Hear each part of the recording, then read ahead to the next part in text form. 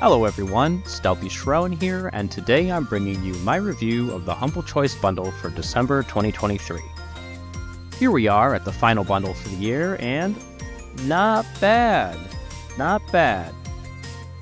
I didn't expect much for December, as it seemed like the last couple of years it's been a poor showing, but I'd say Humble delivered. As always, let me know what you think of this month's bundle as well in the comments below. Be sure to check the timestamps for specific games, and stay tuned for my final thoughts in the end. Okay, let's get to the review. Kicking this off, we have From Space, which is an isometric top-down shooter. Aliens have invaded Earth, and humans are fighting off overwhelming odds. This is a game where the gameplay was actually pretty decent. The controls felt great, and the shooting was on point. But at the same time, it all felt very boring. Right away, the game felt uninspired and generic, from the story to the graphics. And especially these monster designs. It's just, I don't know. It feels like there was no real thought into them at all. Missions were simple and consisted of go here and press a button to interact with this thing, or an escort mission. Also, I thought the lighthearted nature of the graphics clashed with the story and voice lines that seemed to have a more serious tone. The AI companions you gain in a mission weren't all that smart either. The guy I snagged ended up killing himself over and over because he would keep walking into toxic goo that he shot from his own weapon. If you don't want to deal with that, there is multiplayer, and I think this would be the best way to enjoy the game. Although, most games are better when playing with a friend. Overall, I just can't see myself coming back to this, with it not really having anything to grab my attention. I imagine there's a good bit of grinding as well, since there are multiple characters that could all be leveled. It sounds all so repetitive. I think there are better games out there that can scratch the same itch for me. Last Call BBS is an odd one in that it's a collection of several puzzle minigames instead of being one full game. And all these minigames operate off of a fictional retro PC. While playing the minigames and exploring things on this PC, there are notes that present an overarching narrative of the barkeep. I like the idea of the presentation, and it did a lot to add to the atmosphere of the game. There are 8 different minigames, but I didn't get around to playing all of them. Actually, I spent most of my time playing solitaire, and yep, it's solitaire. Not really much to say there. The 2 other games I played were Dungeons and Diagrams and Hack Match. The first being a tile logic puzzler where you need to figure out where to place blocks based on the numbers and layout of the dungeon's objects. I actually like these kinds of puzzles, so I might return just for this. Hack Match was a Puyo Puyo style of game where the player needs to make matches with tiles before they reach the bottom. The enemies you verse can also change the board, making things difficult. And yeah, it was tough. I only managed to make it to level 2, but I guess I only made it to level 2 in Dungeons and Diagrams as well. I'm sure many will like this game as a whole, as Zachtronics is a name that many know and enjoy. Personally, I've never been a fan of their games because I'm not really into puzzle games, and that is most of their offerings. That said, I could see myself coming back to this every now and again to try out the other minigames. Next is The Pale Beyond, which is a fictional narrative adventure with historical inspirations. The story follows first mate Robin Shaw, who signs on to an expedition through the Pale Passage in order to recover a lost ship and check for survivors. Early on, the captain disappears, and you're thrust into leadership that you didn't expect. This was something I've had on my wishlist for a while, and had actually played the demo of this before. And I liked what I played. The art is really well done, and the story is engaging. Along with the gripping narrative, there are resource management and worker placement mechanics. Obviously, this means the player needs to use these things wisely in order to have the people under your charge survive another week. To make things more difficult, each of these crew members exist within their own faction on the ship, and sometimes they can butt heads with one another. It's your duty to find a happy medium between them. The game has a slow start to set the stage for the characters, the setting, and the gameplay mechanics. Although I'm sure it becomes tense as players continue and try to juggle everything in order to survive. I really love the direction with this one, and I definitely want to finish this in the near future. The Gunk is an adventure platformer that is about cleaning up an alien planet. And I guess something about some forgotten alien civilization, but I didn't get far enough to really explore that part of the story. That's really the game. There is this gunk that players remove, and when they do it, it makes the surrounding landscape all vibrant and pretty. Oddly enough, it was really satisfying to remove this stuff and see the environment come to life. Despite the look of the gunk, this game is surprisingly pleasant. There's no real challenge, and it's very forgiving.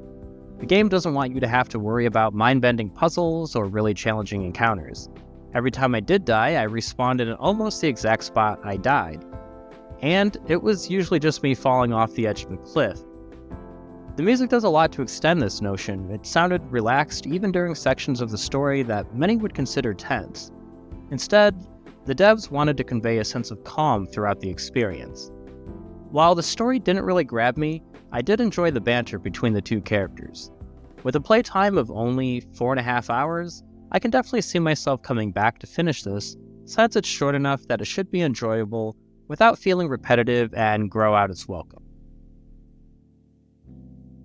Nobody Saves the World is a top-down action RPG with a vibrant art style and zany world. I actually beat this game back when it first released on Game Pass and did a review for it on my old channel. So if you'd like to hear my full thoughts, please check out my re-uploaded review by clicking on the link in the description or the card. For the Cliff Notes version, the game starts off slow. You wake up as someone called Nobody and eventually gain the ability to transform into different forms from animals to different archetypes like Archer or Magician. With each form, the game presents you with a list of quests that largely revolve around using the associated form's abilities a number of times. All of this can come off as boring. It's largely a checklist of things to do, and you're not wrong. But I would urge you to stick with this. It's probably best to ignore many of the missions and concentrate on beating the castle, which is the first big dungeon. After that, the game really opens up, both in its world and soon after having the ability to mix and match skills from different forms. Experimenting with different combinations made this game really enjoyable for me, and I think that's when the game's potential starts showing. Overall, this was a fun game, but I'm not sure if I'd play it all the way through again. There is co-op, but I remember there being something annoying for my wife and I that made us not continue. I think it was that the game paused for the both of us anytime we entered the menu. That said, I'd still highly recommend trying this one out. Elex 2 is another RPG from Piranha Bytes, which has a long-running pedigree of games in the Gothic and Risen series, as well as the previous Elex title. Despite owning the original, probably from one of these bundles, I've never played it.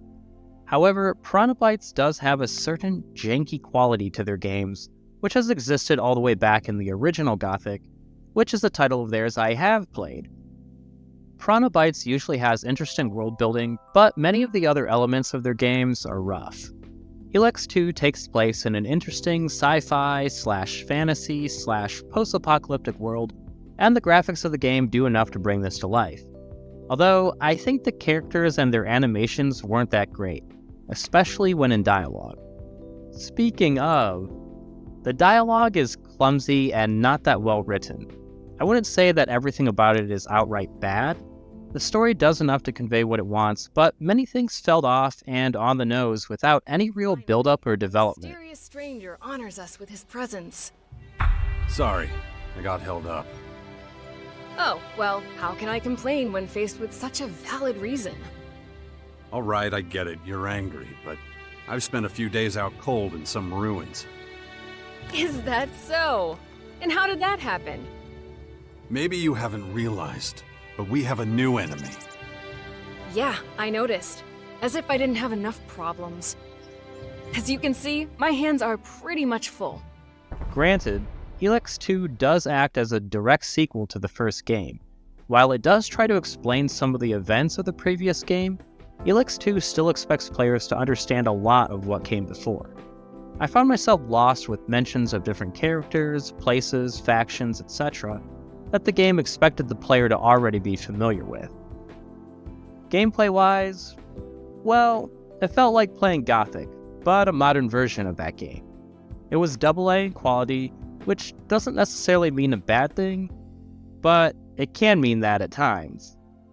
I know there have been complaints about the combat and various bugs in this game, however, I felt the combat was alright. Admittedly, it felt simple, but this was only the first hour of the game, so I imagine I'll have a lot more options as I level up.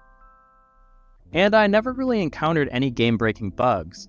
The only bug I experienced was having repeated dialogue options when talking with people. Overall, the world was interesting enough, and none of the jank turned me off that much to where I wouldn't return to this. But I'd like to play the first game before coming back. The penultimate title is Midnight Fight Express, which is an isometric brawler action game. You play as a character, known only as Babyface, who is met by a drone telling him he is a highly trained sleeper agent tasked with ending a crime spree before sunrise, otherwise it will result in the destruction of the city. It's an alright story, but nothing special in my first hour.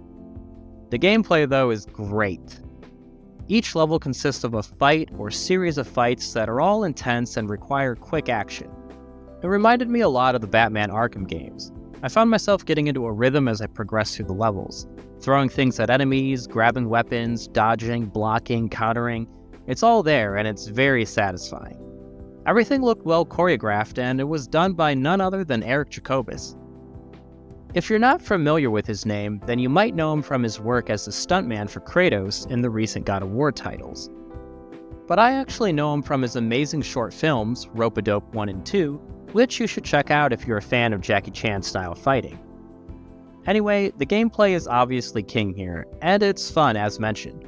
There's plenty of replayability from the looks of it, as players can try to one-up their scores or people's scores on the leaderboards. Also, there's additional challenges for each level, giving a lot of reasons to return to past ones. One last thing, but the soundtrack is amazing.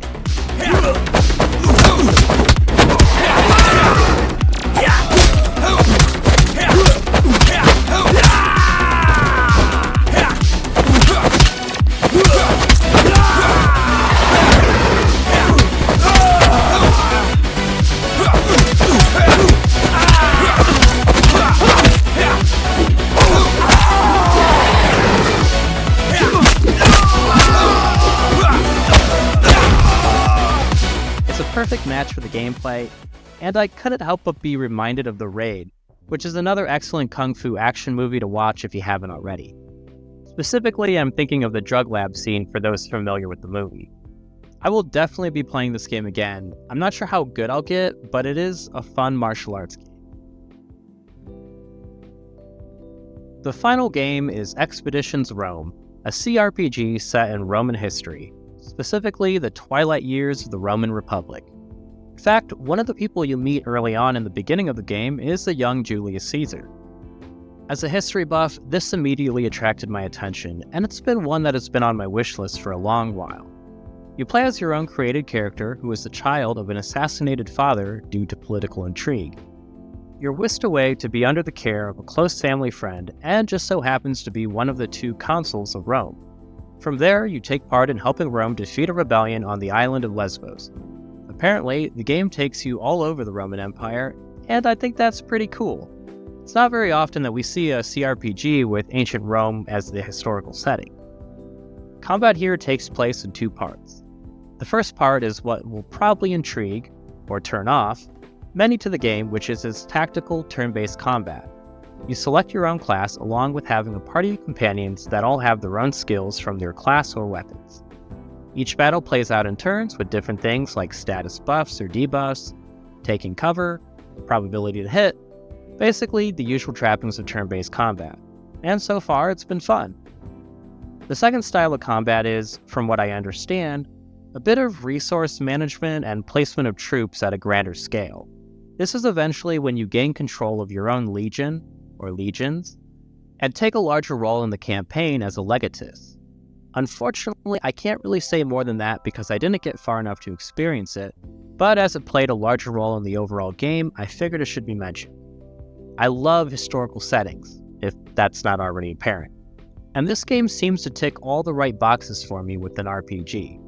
This is definitely one that I hope to make time for in the near future. Okay, let's wrap this up and see if this bundle is worth it or not. I base my rating solely on whether I thought the game was worth playing on about an hour or so of hands-on gameplay. Also, I'd be grateful if you could please give the video a like if you're enjoying it, because that really helps me out with the YouTube algorithm gods. Overall, this was a pretty good month, and I'm honestly surprised. I really didn't expect December to come through, given holiday sales coming up and past year's showings. But here it is. Obviously, as always, everyone's mileage will vary, but I think most of these games are good titles to end the year with. Speaking of the end of the year, check into my 2023 year-end review in the next few weeks. Then we, and myself if I'm being honest, can see how this month stacks up to the rest of the year. But without further ado, let's get to the recommendations. Starting off with the must-plays of the month, I put Nobody Saves the World and Expeditions Rome here. Obviously, since I played the entirety of the game, I have a bit more insight, but Nobody Saves the World is a great game. It might start slow, but it has a fun bit of experimentation with the gameplay mechanics if players stick with it. Expeditions Rome seems to be a decent RPG set in ancient Rome, which offers a unique setting, at least for an RPG, and provides good nods to historical authenticity, which I greatly appreciate. In the strong recommendations, there is The Pale Beyond, The Gunk, and Midnight Fight Express. The Pale Beyond has an intriguing story and setting that is steeped with historical inspiration. The Gunk is a chill experience that I could definitely see playing and finishing on a lazy weekend. Midnight Fight Express was so high-octane and satisfying between the combat and the music. Personally, it was a great surprise because I had never heard of this game before the bundle. The weak recommendations hold Elex 2 and Last Call BBS. Elex 2 had an interesting world, and actually it seemed like it could be a lot of fun, but I imagine the jank might be enough to scare people off. Last Call BBS, on the other hand, was of exceptional quality, but it's a collection of puzzle minigames, and I'm not really a puzzle player. But again, I didn't play all of them, so maybe there's a gem in there that would really hook me. And lastly, in the Don't Bother With section, is From Space. It's not a horrible game, but it's got nothing that really stands out either. In a gaming world with so many co-op shooters like this, I just can't see why I'd want to play From Space. And that wraps up my thoughts on this month's bundle. And that also wraps up the year for the Humble Choice. Not a bad year, I think, but I'll let my year-end review speak for that. Do you agree with my thoughts? What games, if any, are you looking forward to playing? Let me know what your thoughts are, or if there are any different recommendations you'd make in the comments below. I hope this video helped you in some small way, and if it did, then please consider leaving a like, comment, subscribe, or whatever it is you feel like doing. Thanks for watching, and have a nice day.